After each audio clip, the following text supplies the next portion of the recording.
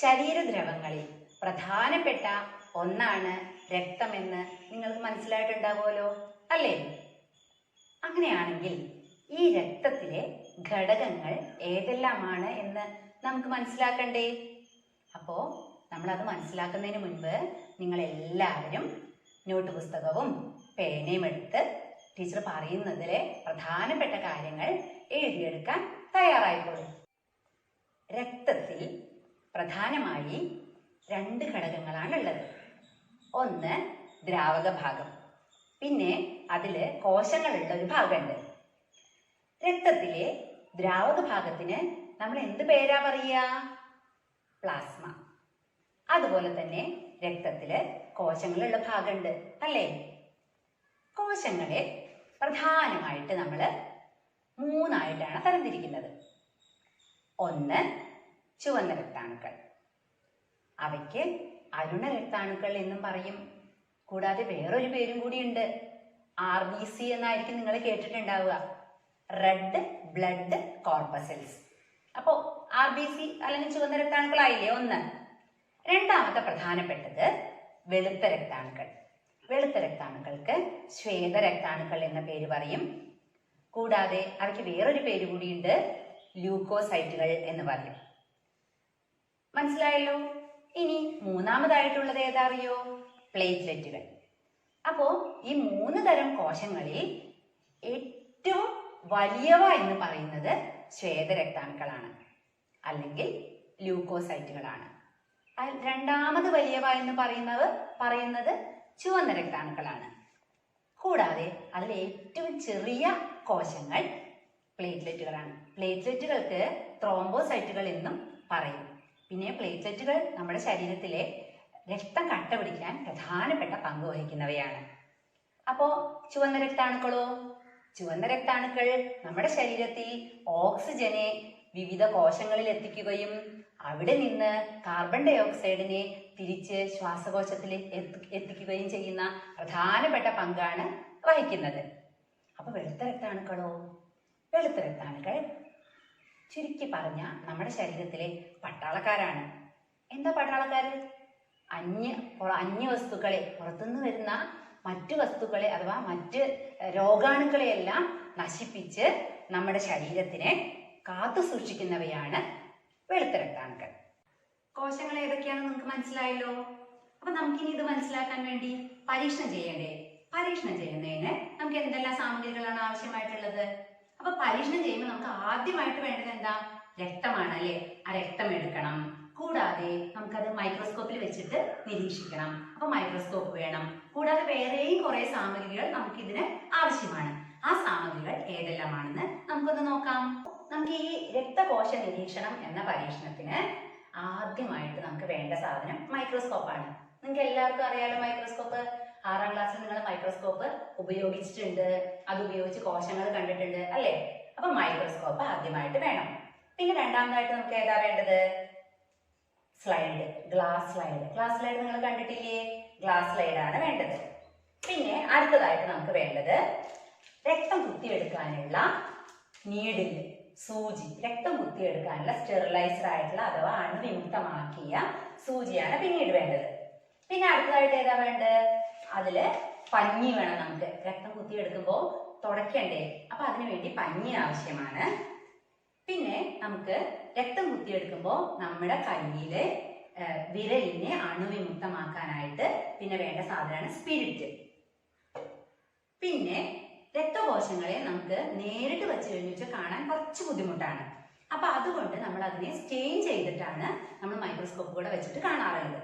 അപ്പം സ്റ്റെയിൻ ചെയ്യാനായിട്ട് രക്തകോശങ്ങൾ സ്റ്റെയിൻ ചെയ്യാൻ ഉപയോഗിക്കുന്ന സ്റ്റെയിനാണ് ലീഷ്മാൻ സ്റ്റെയിൻ. അതും വേണം. പിന്നെ സ്റ്റെയിൻ ചെയ്യുമ്പോൾ നമ്മൾ അതിനെ നേർപ്പിക്കാനായിട്ട് സാധാരണ വെള്ളം ഉപയോഗിക്കാറില്ല, ഡിസ്റ്റിൽഡ് വാട്ടറാണ് ഉപയോഗിക്കാറുള്ളത്. ഡിസ്റ്റിൽഡ് വാട്ടറാണ് ഇത്. കൂടാതെ സ്റ്റെയിനെ നമുക്ക് ഒഴിക്കാൻ വേണ്ടി ഡ്രോപ്പർ വേണം. ഒരു ഡ്രോപ്പർ എടുത്തിട്ടുണ്ട്. കൂടാതെ ഞാൻ ഒരു ഡ്രോപ്പറും കൂടി എടുത്തിട്ടുണ്ട്. പിന്നെ ബ്ലഡിന്റെ രക്തത്തുള്ളി എവിടെയെങ്കിലും കുറച്ച് വീഴുകയൊക്കെ ചെയ്ത് കഴിഞ്ഞാൽ നമുക്ക് അതിനെ തുടച്ചെടുക്കാനായിട്ട് ഒരു ടിഷ്യൂ പേപ്പറും വെച്ചിട്ടുണ്ട്. പിന്നെ പരീക്ഷണം ചെയ്യുമ്പോൾ നമ്മൾ എപ്പോഴും ഒരു ഗ്ലൗസ് ഉപയോഗിക്കുന്നത് നല്ലതാണ്. അതുകൊണ്ട് ഞാൻ ഗ്ലൗസും വെച്ചിട്ടുണ്ട്. രക്തകോശ നിരീക്ഷണത്തിന് രക്തം വേണ്ടേ? എവിടുന്നാ രക്തം കിട്ടുക? ആരാ രക്തം തരിക? അപ്പോൾ ഇന്നൊരു കാര്യം ചെയ്യാം. ഇന്ന് ടീച്ചറുടെ വിരലിൽ തന്നെ രക്തം കുത്തിയെടുക്കാം കേട്ടോ. നമ്മൾ ഈ വിരലുകളിൽ ഈ വിരലിൽ നിന്നാണ് രക്തം സാധാരണയായിട്ട് കുത്തിയെടുക്കാറുള്ളത്. അപ്പോൾ രക്തം കുത്തിയെടുക്കാൻ വേണ്ടിയിട്ട് പിന്നെ നമുക്ക് ആവശ്യമുള്ളത് എന്താണെന്നാ പറഞ്ഞത്? നീഡിലാണെന്ന് പറഞ്ഞു. അപ്പോൾ കോട്ടൺ ഉപയോഗിച്ച് നമ്മൾ സ്പിരിറ്റിൽ മുക്കി വിരല് നമ്മൾ ആദ്യം അണുവിമുക്തമാക്കുന്നു. അപ്പോൾ അണുവിമുക്തമാക്കിയ ശേഷമാണ് നമ്മൾ നീഡിൽ ഉപയോഗിച്ചിട്ട് രക്തം കുത്തിയെടുക്കാൻ പോകുന്നത്. അപ്പൊ നമുക്ക് രക്തം കുത്തിയെടുക്കാൻ നോക്കാം.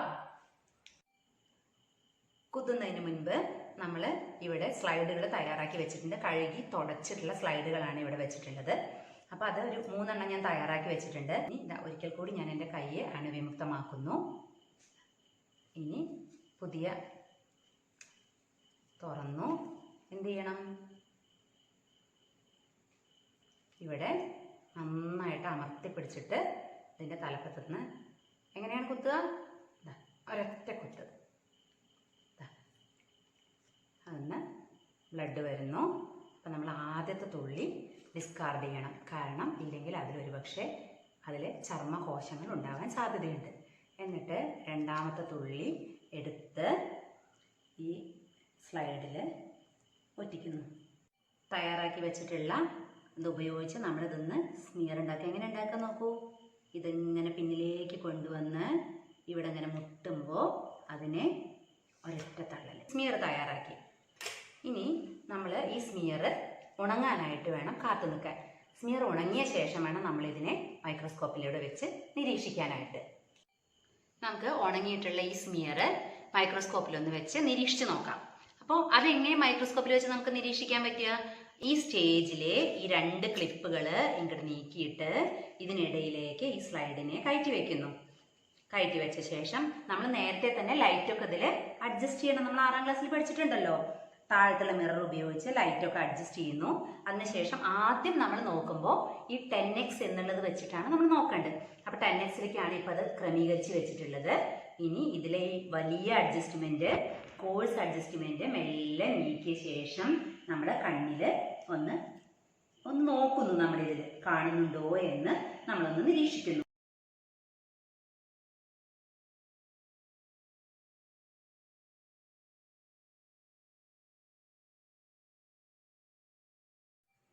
അപ്പൊ നിങ്ങൾ 10x എങ്ങനെയാണെന്നുള്ളത് കണ്ടിട്ടുണ്ടാവും അല്ലേ?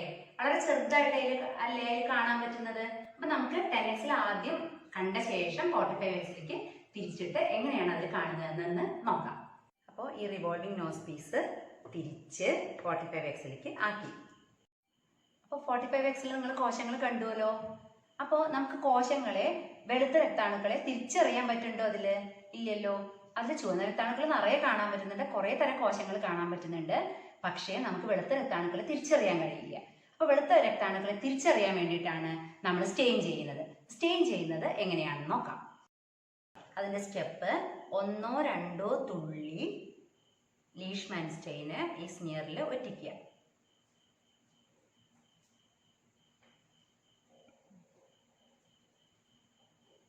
എന്നിട്ട് ആ സ്ലൈഡിനെ ഒന്ന് എല്ലാവിടേക്കും സ്റ്റെയിൻ ആവുന്ന വിധത്തിൽ ഒന്ന് എല്ലാവിടേക്കും ആക്കി വയ്ക്കുക.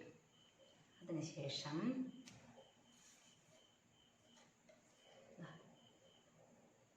2 മിനിറ്റ് വെയിറ്റ് ചെയ്യാം. 2 മിനിറ്റ് കഴിഞ്ഞിട്ടുണ്ട്. നമുക്കിനി ഇതിൽ ഈ ഡ്രോപ്പർ ഉപയോഗിച്ചിട്ട് ഡിസ്റ്റിൽ വാട്ടർ ഒഴിച്ച് ഇതിനെ ഒന്ന് നിറപ്പിക്കണം. ഡിസ്റ്റിൽ വാട്ടർ ഈ ഡ്രോപ്പർ ഉപയോഗിച്ച് എടുത്തു.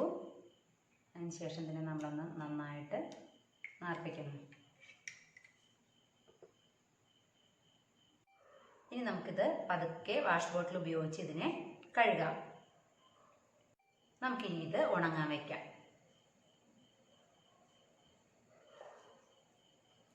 സ്റ്റെയിൻ ചെയ്തിട്ടുള്ള സ്മിയർ നന്നായിട്ട് ഉണങ്ങിയിട്ടുണ്ട്. നമുക്കിനി ഇത് മൈക്രോസ്കോപ്പിൽ വെച്ചിട്ട് നിരീക്ഷിക്കാം. സ്റ്റെയിൻ ചെയ്തിട്ടുള്ളത് നമ്മൾ മൈക്രോസ്കോപ്പ് കൂടെ വെച്ച് നോക്കുമ്പോൾ ഓരോ കോശങ്ങളെയും നമുക്ക് വ്യത്യസ്തമായിട്ട് വേർതിരിച്ചറിയാൻ കഴിയും. ഡിസ്കിന്റെ ആകൃതിയിൽ നിറയെ വൃത്തങ്ങൾ പോലെ കുഞ്ഞതായിട്ട് കാണപ്പെടുന്നവയാണ് ചുവന്ന രക്താണുക്കൾ. പിന്നെ കുത്തുകൾ പോലെ കാണപ്പെടുന്നവയാണ് അതിലെ പ്ലേറ്റ്ലെറ്റുകൾ. അതിൽ വെളുത്ത രക്താണുക്കളാകട്ടെ ഓരോന്ന് വെവ്വേറെ ആയിട്ട് നമുക്ക് വേർതിരിച്ചറിയാൻ പറ്റും. അതിൽ ന്യൂട്രോഫിലൊക്കെ ധാരാളം ലോബുകളോട് കൂടിയിട്ടുള്ള മർമ്മാണ് അതിലുണ്ടാവുക. അതിൽ നിറയെ ഉള്ളിൽ കുത്തുകൾ പോലെ കാണപ്പെടും. ഈസ്നോഫിലിനെ എങ്ങനെയാ അറിയാം നമ്മൾ തിരിച്ചറിയുക? ഓറഞ്ച് നിറത്തിലുള്ള ഗ്രാനുളുകൾ അതിൻ്റെ ഉള്ളിലുണ്ടാവും. പിന്നെ ബേസോഫില് ലിംഫോസൈറ്റ്, മോണോസൈറ്റ്. മോണോസൈറ്റ് വെളുത്ത രക്താണുക്കളിൽ തന്നെ ഏറ്റവും വലിയ കോശങ്ങളാണ്.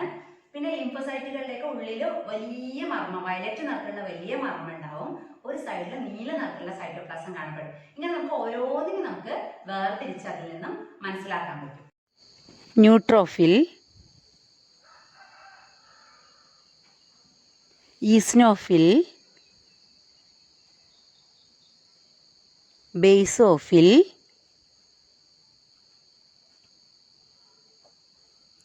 Lymphocyte, monocyte. ഇവ കൂടാതെ പലതരത്തിലുള്ള രക്തകോശങ്ങളും അവയുടെ വേർതിരിവുകളും കാണാം.